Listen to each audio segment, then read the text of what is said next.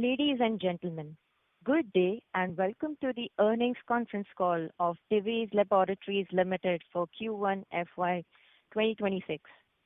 As a reminder, all participant lines will be in the listen-only mode, and there will be an opportunity for you to ask questions after the presentation concludes.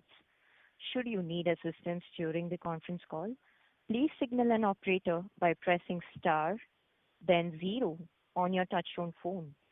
Please note that this conference is being recorded. I now hand the conference over to Mr. M. Satish Choudhury. Thank you, and over to you, sir. Good afternoon to all of you. I am M. Satish Choudhury, Company Secretary and Chief Investor Relations Officer of Divi's Laboratories Ltd. I welcome you all to the earnings call of the company for the quarter ended 30th June 2025. From Divi's Lab, we have with us today Dr. Kiran S. Divi, Whole-Time Director and Chief Executive Officer, Ms. Nilima Prasad Divi, Whole-Time Director Commercial, and Mr. Venkatesha Parimallu Pasumarthy, Chief Financial Officer. During the day, our board has approved unaudited financial results for the quarter ended June 30th, 2025, and we have released the same to the stock exchanges as well as updated the same in our website. Please note that this conference call is being recorded and a transcript of the same will be made available on the website of the company. Please also note that the audio of the conference call is the copyright material of Divi's Laboratories Ltd and cannot be copied, rebroadcasted, or attributed in press or media without the specific and written consent. Let me draw your attention to the fact that on this call, our discussion will include certain forward-looking statements, which are predictions, projections, or other estimates about future events. These estimates reflect management's current expectations of future performance of the company. Please note that these estimates involve several risks and uncertainties that could cause our actual results to differ materially from what is expressed or implied. Divi's Labs or its officials does not undertake any obligation to publicly update any forward-looking statement, whether as a result of future events or otherwise. Now I hand over the conference to Dr. Kiran Divi for opening remarks. Over to you, sir. Good afternoon, everyone. It's a pleasure to welcome you all to Divi Laboratories Q1 FY 2026 earnings call. We truly value the continued trust and interest from our investors, analysts, and shareholders, and I hope you and your families are safe and doing well. As we reflect on our performance in the first quarter of the financial year, I would like to share some key insights that speaks of Divi's enduring strengths, our operational resilience, innovation-led strategy, and deep commitment to sustainable, inclusive growth. Let me begin with our generic portfolio. We maintained a robust and competitive position in the global market, continuing to lead despite persistent pricing pressures. This resilience is a result of our strong backward integration model, which safeguards our cost structures and ensures supply reliability. Equally important are the long-term partnerships we have cultivated with our customers over the years. A critical contributor to the ecosystem is our Unit 3 facility in Kakinada, which became operational in January of 2025. This facility is strategically focused on producing key starting materials and intermediates, reinforcing our self-sufficiency and adding strength to our overall value chain. Turning to custom synthesis, this vertical continues to be a core growth engine. We are witnessing increased traction from global innovators who are actively seeking partners that can offer both scalability and reliability in a changing global supply chain landscape. Divi's track record, marked by timely delivery, rapid capacity creation, and long-standing customer relationships, has positioned us as a preferred partner. we are seeing a healthy pipeline of RFP and customer site visits along the side of multiple active projects progressing through R&D, pilot, and validation stages. Several of these are expected to transition into commercial scale within the next 12 to 24 months. We have also made significant strides in expanding our scientific and technological capabilities. We now offer advanced platforms in flow chemistry, biocatalysis, and green chemistry, which are increasingly becoming differentiators for our global partners. Notably, our newly commissioned solid-phase peptide synthesis capacity has garnered strong interest from large pharmaceutical companies, particularly those developing GLP-1 based treatments. In parallel, we are executing 3 major CapEx programs backed by long-term supply commitments, further strengthening our forward visibility. Looking ahead, we anticipate our estimated total capital expenditure for the financial year to be in the range of 2,000 crores. This investment will be directed towards advancing key strategic projects, expanding capacity, and upgrading technologies across our operations. At the heart of our strategy lies our unwavering commitment to sustainable and inclusive growth. We continue to integrate principles of green chemistry, energy and resource optimization, and process excellence into our daily operations, with a commitment to reduce our environmental footprint while enhancing long-term competitiveness. Our effort extends beyond our factories through sustained CSR initiatives across Andhra Pradesh and Telangana. We have positively impacted over 82,000 students across 977 schools and improved the quality of life of nearly 1.3 lakh villagers. These contributions affirm our belief that true success must be shared and that business growth must be aligned with the well-being of the communities around us. Thank you and once again for your time and continued support. I will now hand over the call to Ms. Nilima Prasad Divi, who will walk you through the financial highlights of Q1 FY26. Good afternoon, everyone. Thank you for the opportunity to present the financial overview for the first quarter FY 2025-26. As we look back on the quarter, it's clear that our industry is at a pivotal moment shaped by evolving market dynamics, regulatory developments, and shifting global supply chains. The broader macro environments continue to be influenced by geopolitical uncertainties that are reshaping the global trade flows. Despite these challenges, our strategic clarity, disciplined execution, and agile decision-making have enabled us to stay on course.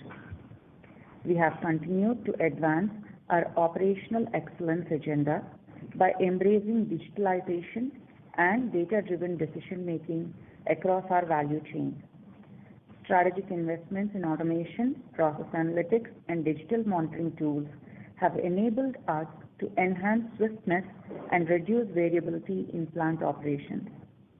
These efforts not only support cost and efficiency improvements, but also reinforce our commitment to quality, compliance, and long-term scalability. In parallel, we have strengthened our capabilities through targeted investments in process innovation. These initiatives have helped us optimize costs, improving manufacturing efficiencies, and uphold the highest standards of quality, positioning us well for sustainable growth. On procurement front, raw material prices remained stable throughout the quarter with healthy availability. We have taken a proactive approach by maintaining adequate safety stocks and diversifying our sourcing mix across domestic and international markets to ensure uninterrupted supply. Inventory levels remain broadly consistent with our historical norms, reflecting a calibrated approach to stocking aligned with our expanding product portfolio. While we are steadily moving towards leaner, just-in-time inventory models, our current priority is ensuring supply continuity. In the face of ongoing global uncertainties, maintaining prudent buffer stock remains a strategic necessity.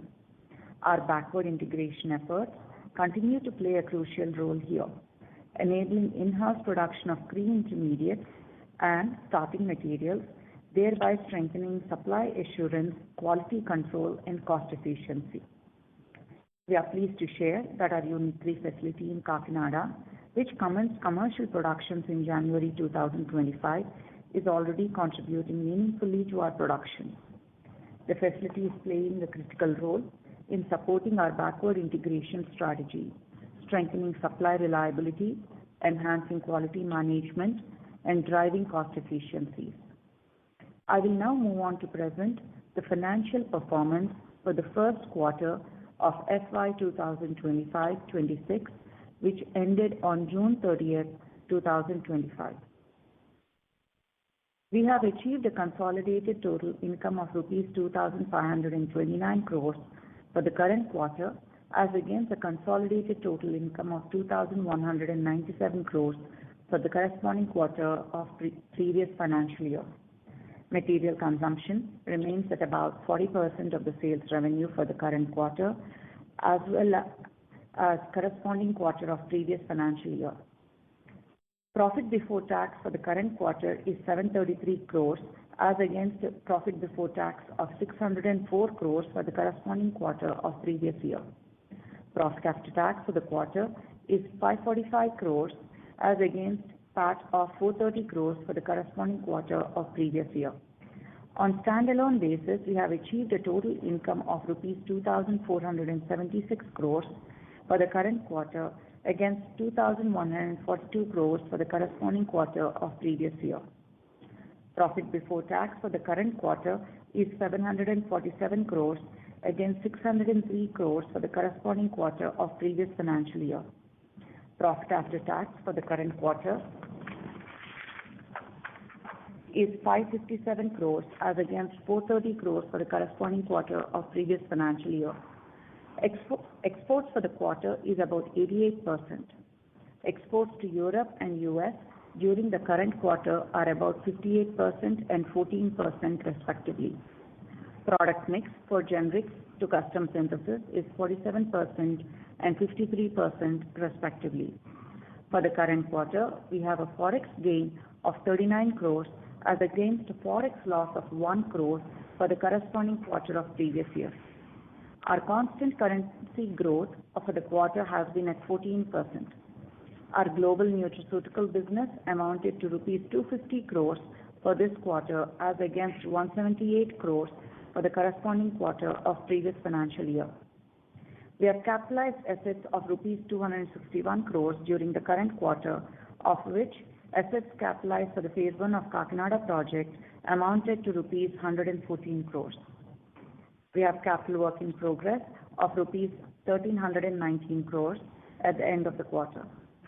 As at the end of the quarter, we have cash on books of rupees 4,205 crores, receivables 2,521 crores, and inventory of rupees 3,087 crores.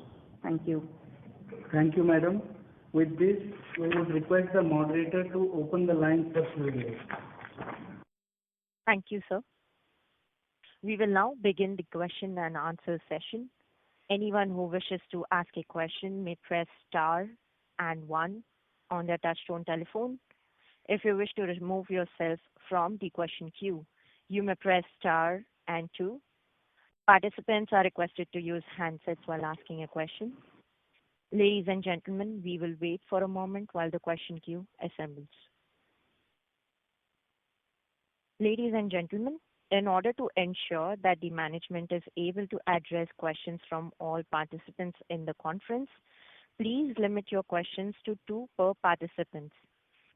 Should you have a follow-up question, we would request you to rejoin the queue. The first question is from the line of Mr. Tushar Manudhane. Please go ahead, sir. Thanks for the opportunity. Am I audible?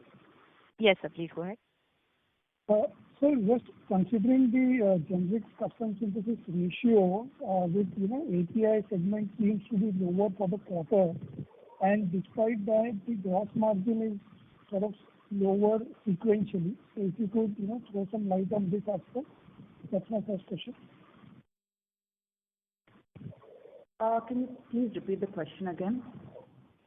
Ma'am, considering the ratio of generics to custom synthesis of 47 to 53, it implies that the API business has sort of been more or less flat year-over-year, in fact reduced quarter-over-quarter as well.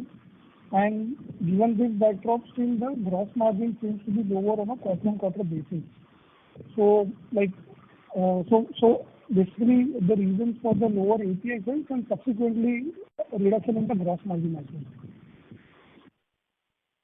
So the generics to custom synthesis ratio is 47-53% this quarter. And the entire thing would actually reflect that the generics business had a higher component in this quarter compared to the custom synthesis. However, we have always maintained the stand that there could be lumpiness in one particular quarter with respect to generics and in another quarter with respect to custom synthesis. So it's not that what's being reflected in this quarter is going to be what is going to be there for the rest of the year. We would ask you to look at it in a holistic way in the complete year. We would preferably have it at 50% each. Somebody's Sure. Hello? Yes, sir, please go ahead. Yeah, thanks. Got it. Secondly, in the opening remarks, sir commented on biocatalysis as well in terms of the platform. If you could throw some light in terms of the kind of work that's happening in this aspect. Sure. So, as I explained in my speech, right, we are working on biocatalysis, we are working on resins, we are working on several different platforms, okay, based on what the market is looking for and what future we see. So at this point, we are more at the pilot scale, working with few of the innovators on how to move forward on this. I'm not at the liberty to speak much more than this. But this implies that we're going to get into the biologics route of manufacturing over a period of time. Is that the correct understanding? I'm not at the liberty to comment on that. Okay. Awesome. And last, just one more, if I may. This backward integration impact is already reflected in the gross margin? Yes, it is reflected in the gross margin, the backward integration, and not just with respect to the revenue aspect, but also with respect to the supply consistency and not being affected by various other disturbances that the other competitors would be having. Okay. Thanks a lot. I'll join back the queue. Thank you. The next question is from the line of Mr. Kunal Dhamesha from Macquarie. Please go ahead, sir. Hi, thank you for the opportunity. Just a clarification. So, generic business is 53% of the revenue this quarter, or it's 47%? Generics business is 47% this quarter. Sure. And again, I think in the opening remarks we alluded to, pricing pressure in the generic business. Is that something that would have impacted the gross margins of generic business this quarter? Yes, the pricing pressures are there in the first quarter as well, like they have been there the last few quarters we've been mentioning. Apart from that, there are also additional costs that are being incurred by the generic business, which are also there in custom synthesis, but they're affecting more the generic business. Can you then elaborate on that? What type of costs? It could be the logistical cost, or it could be, say, for example, the Red Sea problem hasn't been solved yet, so the shipping problems are still there, or it could be with respect to various other geopolitical issues that we are facing currently. So we are having, I would say it's a mix of both. But yes, the pricing pressures are definitely being seen, and they are still continuing. We are hoping that they would stabilize over the next few quarters. Sure. And second question is on the peptide capacity. Is it now fully functional for us? And if you could now share how much is the capacity that we have put up and in which plant, that would be helpful. So in terms of peptide capacity, we have created capacity for both our pilot work and also in terms of commercialization of our tetramers or octamers. As you know, the total process is not that, we just qualify and then we can start supplying. It has to go through a total qualification process, validations, customer approval. So it's a time-taking table. So we will have to wait till the validations are done, or some of them are in process, and the qualifications. And once that is done, then we will have customer approvals and regulatory approvals. So this will take some time. So if I remember correctly, we had said a couple of quarters back that this thing could get commercialized in 12 to 14 months. So that leaves us with more like 6 to 8 months now. Is it a fair timeline? I would again, our wishful thinking is 12 to 14 months. It all depends on the regulatory approvals, and then we being a part of the innovator, it's based on his timeline on getting the product commercialized. Sure. And with your permission, if I may, please go ahead. Please tell me what you're saying. Yeah. The last part is, with Kakinada phase 1, let's say if we have to look at a broader level, how much raw material dependency can we reduce? Let's say our FY25 raw material consumption was around 3,700 crore. So if you could provide, reduction, with reference to that. And the second part is, would you be focusing on doing more backward integration for your CS projects or for generic products? So to explain what Kakinada is doing right now is we are freeing up GMP capacity in our existing Unit 1 and Unit 2. So we were in the past making critical starting materials, raw materials, backward integrating in a GMP facility, which we have moved it to Kakinada right now, emptying space for us to do further new molecules, validations, and using the capacity for new molecules, new innovation products that are coming into space. So Kakinada is right now working on the existing molecules. We're making it Unit 1 and Unit 2. I hope that answers your question. So then it would have a more revenue impact rather than a gross margin impact, right? Because these things we were already doing at Unit 1, Unit 2. Now that with the freed up capacity, we can do more projects on the GMP side for clients. That is absolutely correct. But again, you have to understand, while we go through qualifications, validations, all these will take time. See, we have emptied it now by 2025, January, production started, qualifications took place, then we have to qualify it in our own plants. After that, the place gets empty, we have to start validation. So this will take some regulatory approval time, validation time. So it will take us some time before we see revenues from those streams. Sure. Thank you and all the best. Thank you. Participants are requested to restrict their questions to 2 per participant. If you have any follow-up questions, please rejoin the queue. The next question is from the line of Ms. Damayanti Kerai from HSBC. Please go ahead, ma'am. Hi, thank you for the opportunity. My question is again on Kakinada. So right now you're utilizing it for reducing your dependency on third-party KSMs, etc.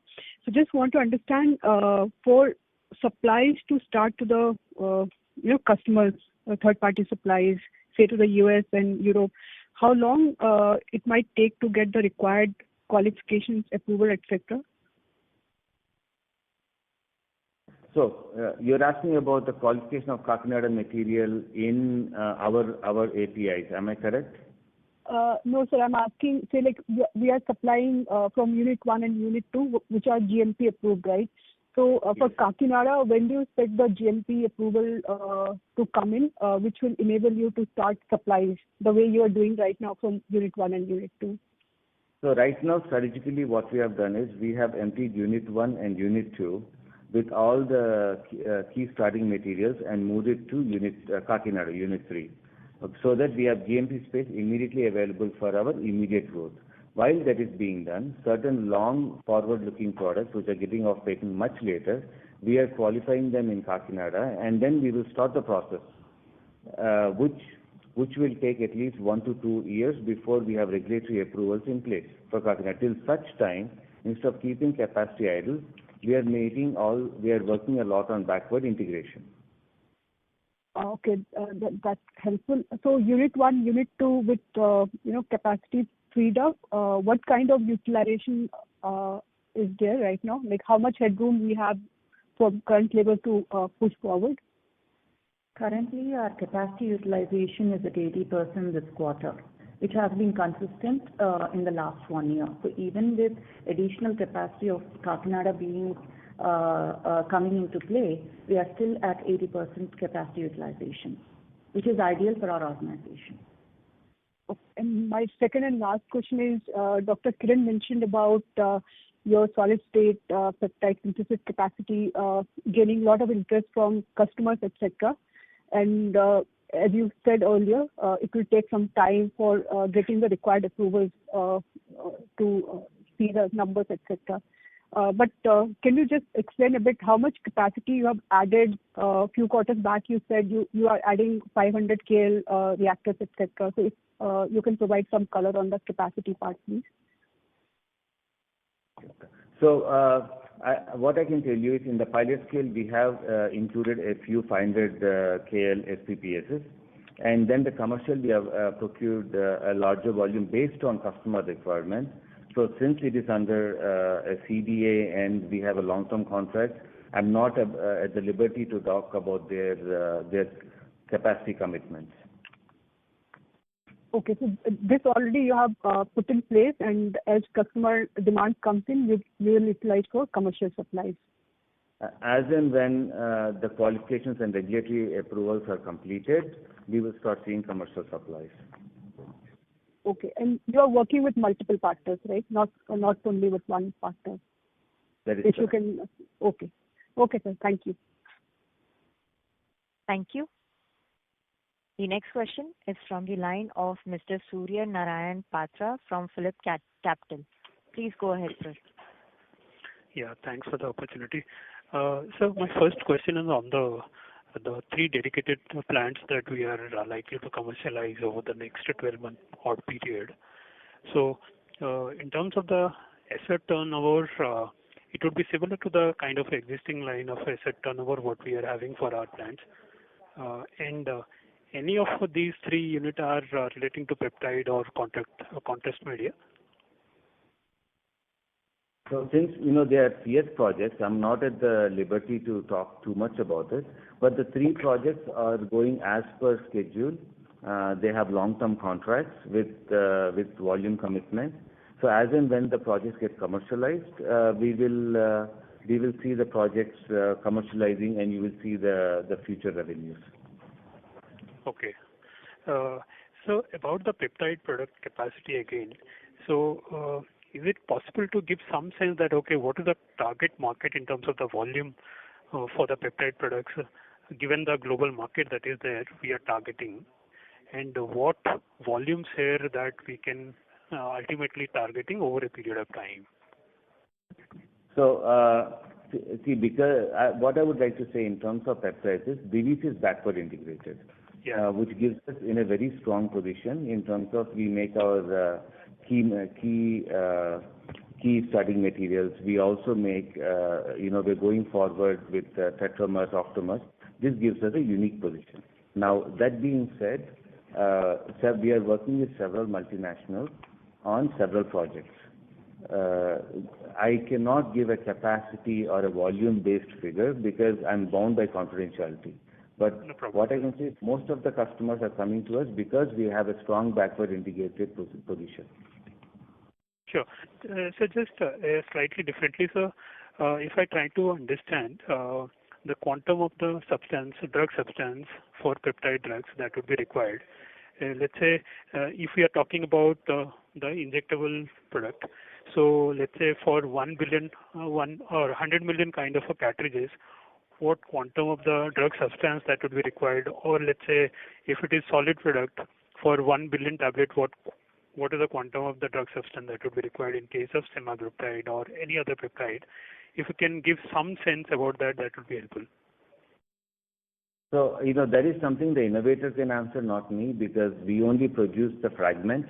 Correct. And supply to various of them, so we do not know their dosage capacity and variability. As an API supplier, our job is just to supply the fragments, nothing more than that. Okay. Just one clarification, sir, from my side regards the tariffs. See, if we see the kind of fine details of the UK and the US transaction, so it is believed that pharma is not exempt out of this, and more so about the branded products, and also the intermediates for the branded products. So if that is the case, then what is the likely impact? Means whether we should also be worried about the kind of tariff impact on the custom synthesis supplies? So, see, right now there is not a clear, methodology on what the tariff will be, and whether it is for the intermediates or the APIs. I mean, no clarity is given set forth. Without that, it's hard to comment on what is expected from our side. But what all I can say is we have long-term supply agreements which will protect the company. And if there are tariffs, we will then work with our innovator companies and see how to move forward. Okay. Yeah, sure, sir. Yeah, thank you. Wish you all the best. Thank you. Participants are requested to limit their questions to 2 per participant. Should you have any follow-up questions, please rejoin the queue. The next question is from the line of Ms. Neha from Bank of America. Please go ahead, ma'am. Yeah, thanks for taking my question. First question on the generic pricing. It's been 2 years since we've seen pricing pressure, and I think Nilima ma'am made a comment about probably pricing stabilizing in the next few quarters. If you could just give some color on, what essentially would help stabilize this price? Is it more the supply going off the market? What gives us the confidence that you would probably see stabilization in pricing versus this can continue probably for longer? Sure. So, if you look at Nilima's comment, it's basically that we are hoping it will stabilize. And the pricing pressure is basically because of several geopolitical situations happening across the world. There's a lot of instability, there's a lot of pricing pressure everywhere. And, with the insurance companies also cutting down and looking at, cost to margin products, that is the main reason why the pricing pressure on the generic side has been increasing. Now, that being said, we being backward integrated and being a large volume supplier for several of the APIs we produce, having anywhere from 60 to 70% market share, we're able to sustain and have continued of supply and we are successful in not losing any market share. But is it fair to assume that the pricing has gotten to a certain point where probably it becomes unviable for some of the high cost manufacturers, and therefore you see a stabilization in prices at that point? How far do you think we are from there, particularly for the larger generics that we supply? See, as of now, we do not see any concern, at least on Divi side, we do not see any concern on manufacturing or it becoming unviable. But, at some point the market has to stabilize because, there will be several corrections that have to take place. So it's hard for me to comment on when this would happen. Okay, understood. And my second question is on contrast media. I think, last year we've spoken about, the gadolinium-based products being under validation and supplies for batch starting. Based on your visibility and conversation with clients, when do we start seeing contribution from the gadolinium-based contrast media products?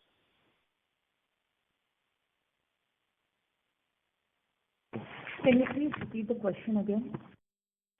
Last year, I think you had mentioned about, in contrast media, the non-iodine, the gadolinium-based supplies being under validation and, probably commercial supplies starting later this year. So how far along this process are we, and when do we start seeing revenue contribution from, those non-iodine-based contrast media products? Yeah, sure. So, I mean, just a small correction here.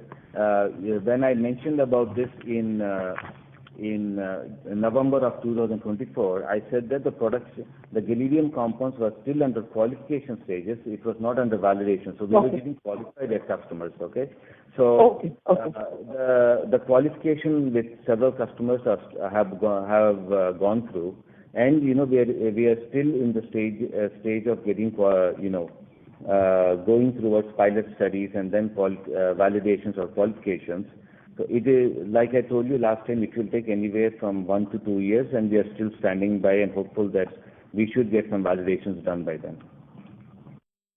Okay, so this should still be about 12 to 24 months away, or are we closer to that? We are hopeful for sooner, but right now we are, I mean, like I gave the 6 months ago, we are thinking it will be about 24 months from, or maybe 18 months from now, but we are hoping the validations and things would happen sooner.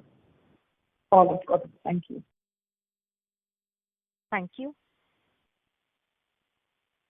The next question is from the line of Mr. Shyam Srinivasan from Goldman Sachs.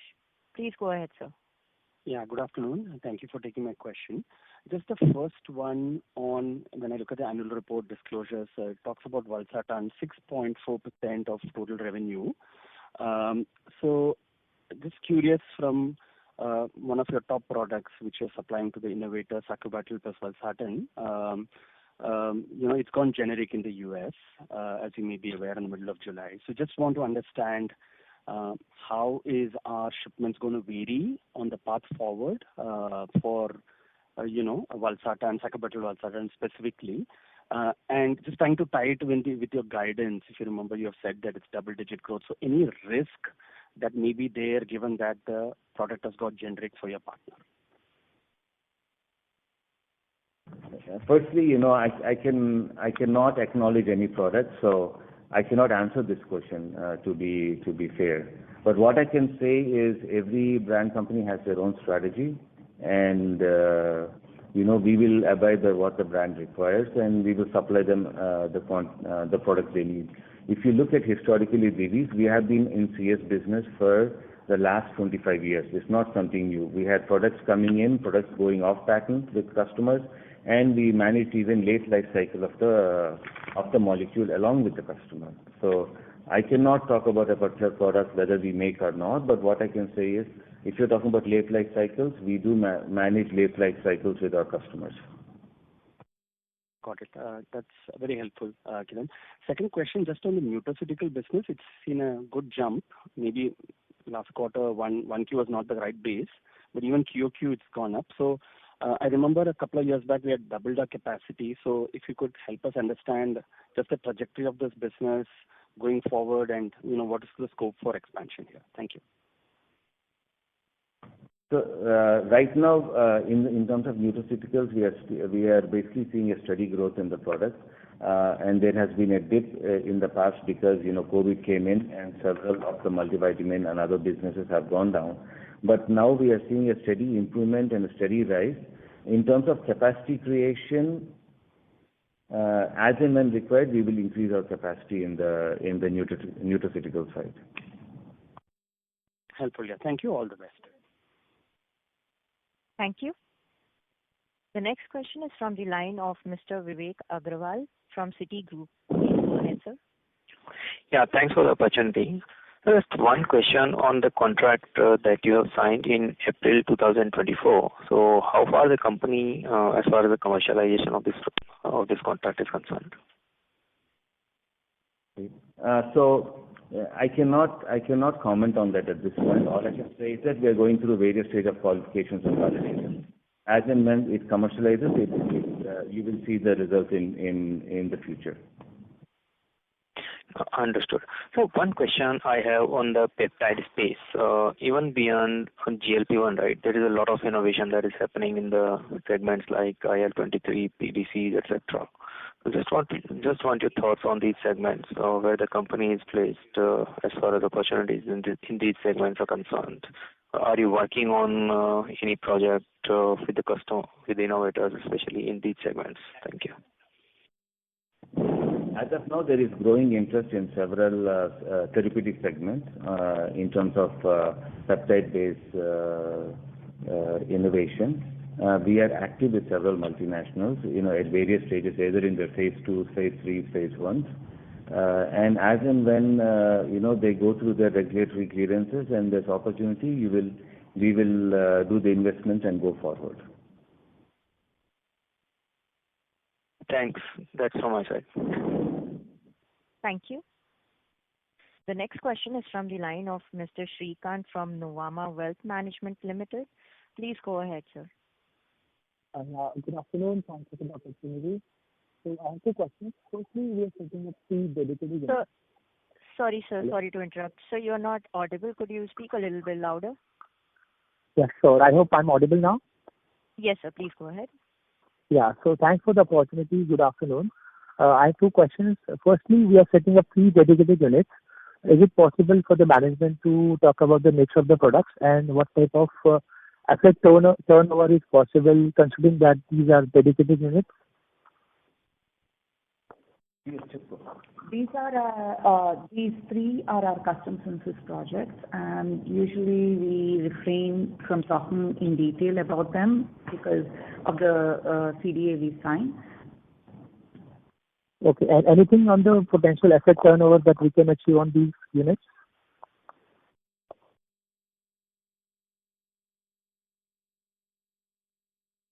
It is a CS project, so you can figure it out from that. But normally the asset turnover of CS versus generic is known in the market, but it's something we wouldn't want to spell out.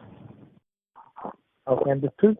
And on the peptide and GLP-1 opportunity, would it be possible to provide some guidance on the kind of, would it be gross margin accretive opportunity for us?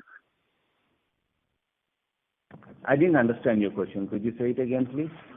Yeah. So just want to understand whether our manufacturing of GLP-1 and peptides, would it be accretive to our gross margin whenever the opportunity starts?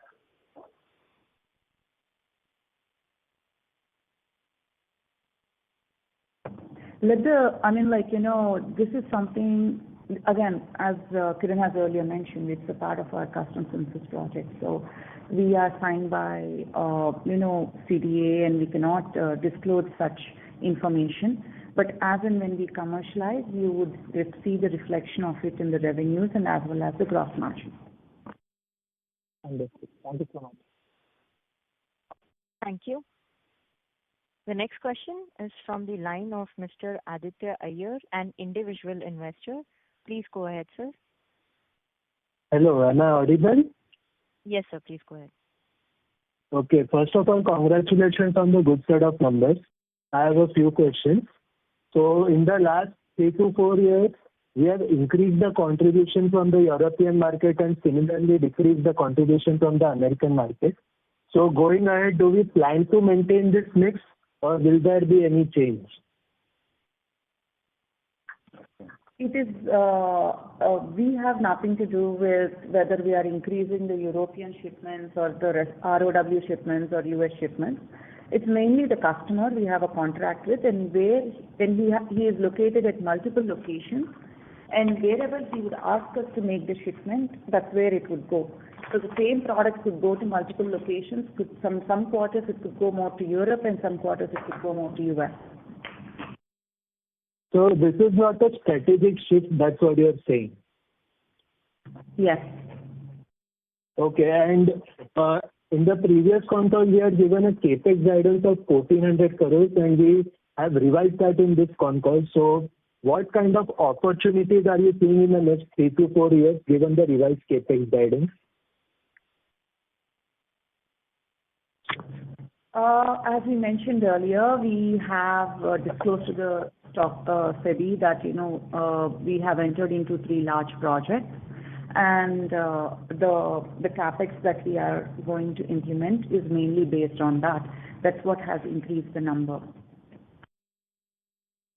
What kind of opportunities are we seeing in the GLP contrast media? What are the opportunities are we seeing?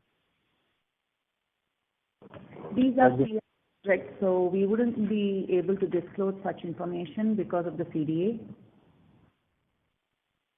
Okay. That's all from my side. Thank you very much. Thank you. The next question is from the line of Mr. Girish Bakru from OrbiMed. Please go ahead, sir. Thank you. Kiran, just taking you back to Kakinada, actually, what will trigger Unit 3 Kakinada inspection? Can it be, would it be a already commercial product, or it can be a late-phase product? So right now, Kakinada is making pre-chemistry, but we are also in the process of qualifying certain of our own generic molecules and also certain future generic molecules, so that as and when it triggers and it gets an FDA inspection or EU GMP inspection, it will start commercializing and going for and start supplying regulatory quantities. No, sorry, my question was specific to GLP-1s. I'm sorry. I didn't. Then could you repeat your question again? You said Kakinada. So because right now peptides is only from Unit 1 and Unit 2. For Unit 3 to get into this, what will trigger the inspection? Will it be already approved product which will be shifted to Unit 3, or it can be a late phase in currently trial product? Just a quick question, a quick clarification here. We have never mentioned that the peptide production would be taking place in Kakinada in the first place. But in future, would you plan to do that? It is again in the future based on capacity requirement and allocation, which we cannot comment right now because right now with the existing demand we have on FPPSs, we will be using both Unit 1 and Unit 2. Okay, and then the related question is Unit 1, Unit 2, can they make high volume batches like 100 kilos, something like that? I cannot comment on that. It's like I explained before in the call, due to confidentiality, I cannot mention the capacities because these are innovator-based products. No, I understand you cannot comment on overall capacity. I'm just meaning to understand. The batch size, the batch sheets belong to them, so I'm not at the liberty to comment. Understood. Just lastly then, on the overall TAM, I know you mentioned on the annual report the peptide API is a big market, but TAM for GLP-1 drug substance is probably about 6-7 billion. Of this, how much is fragments, if you could tell us? Could you explain your question, please? So overall peptide API, how much is the addressable market when you actually talk about these oligomers?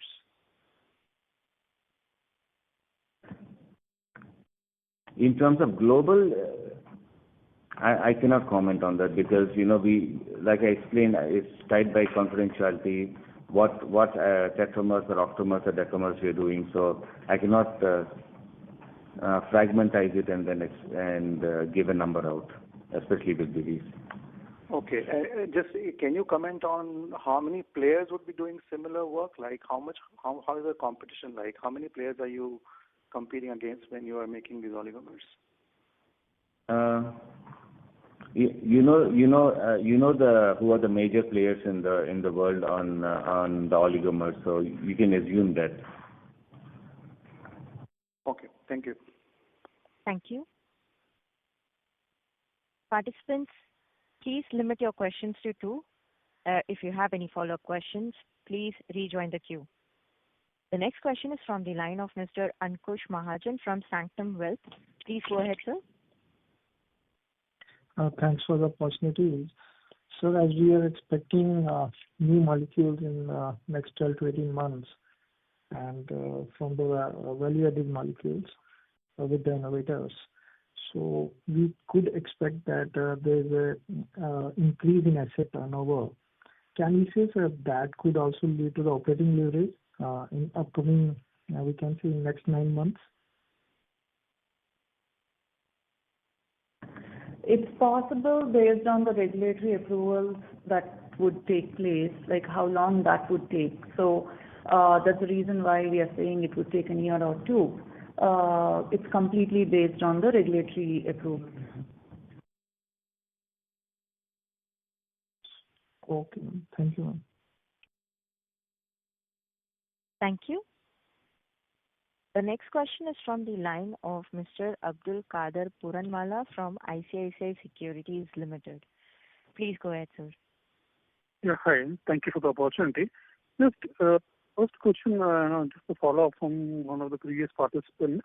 Sir, I know you are bound with confidentiality and you may not able to speak much, but just if you could help us understand on the three projects, which you have recently signed, just qualitatively, if you could indicate at what stage these projects should be, whether this would be something like a molecule under clinical trial or someone with something which is already got commercialized.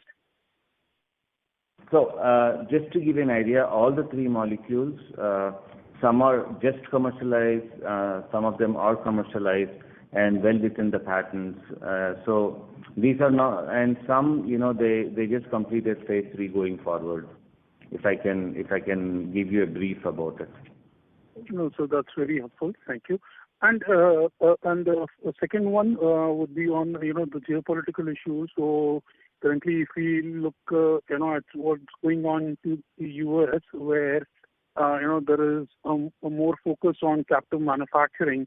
So in your interaction with innovators, so how are they looking at the overall sourcing scenario? Any change in commentary as to where we were a year ago or 6 months ago? Yes. So as of now, we have not heard anything from our innovators nor any concern. Okay. While there is a shift that manufacturing is in the U.S.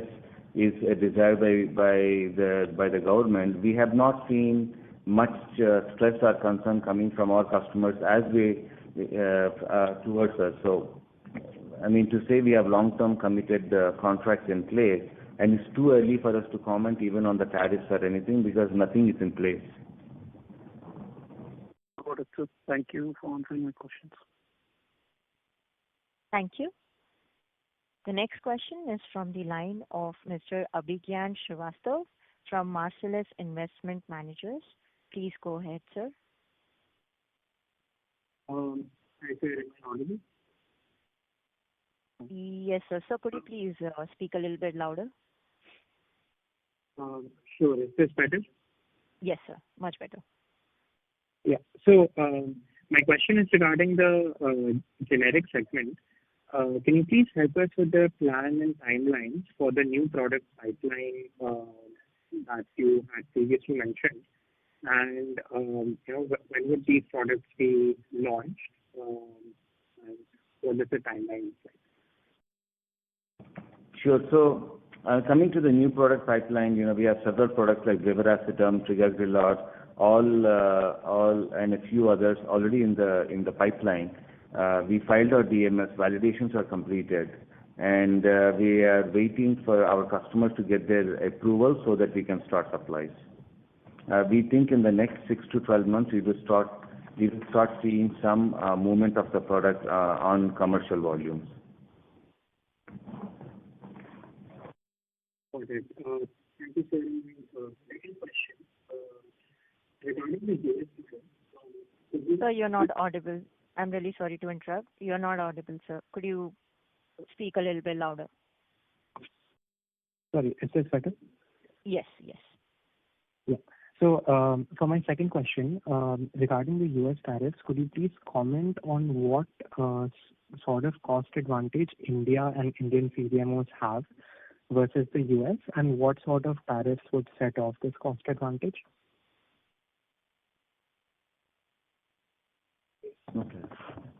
Firstly, regarding the tariffs with respect to pharma industry, there is still no clarity as to what the tariffs are going to be, and sometimes we hear there's an exemption and sometimes we hear there's a phased exemption. So I think it's way too early to even assume that there is going to be an effect.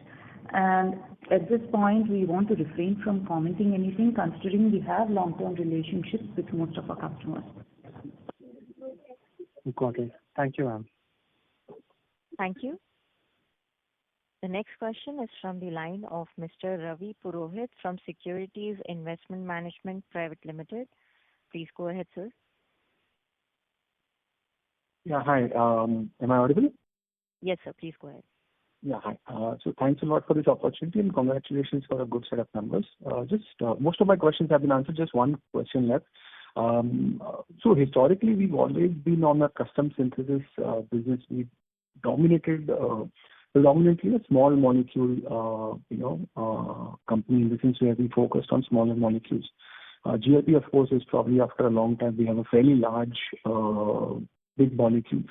So going forward, is there a focus area to, is there an idea to focus more and more on larger molecules, or is one of those opportunities and our focus stays in the small molecule space historically? If you could just share some medium to long-term thoughts on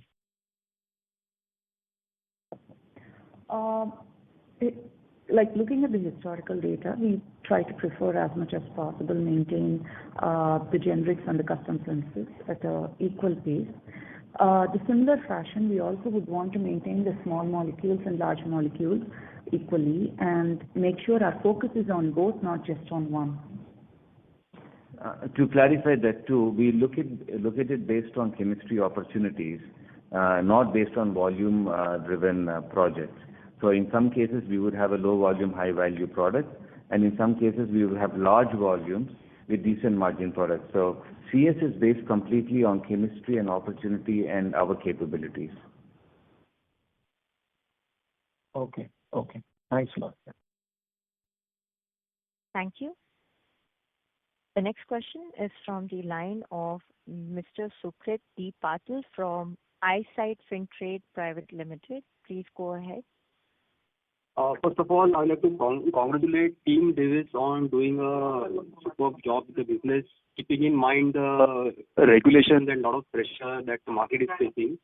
My question is, as global pharma supply chain evolves and becomes a key differentiator, how is Divis integrating green chemistry and ESG principles into its manufacturing and client engagement, and could this be a competitive moat in custom synthesis and API partnership over the next 5 years?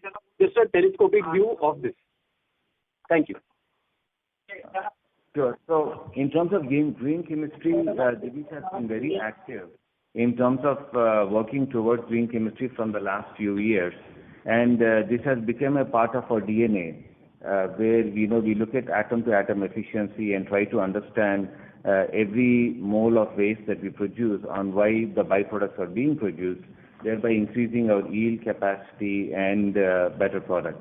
Apart from that, we are one of the few companies who completely recover our solvents, and which ties us more towards green chemistry at 90% to 95% recovery, and reusable of the product of the solvents in the same process in the same stage.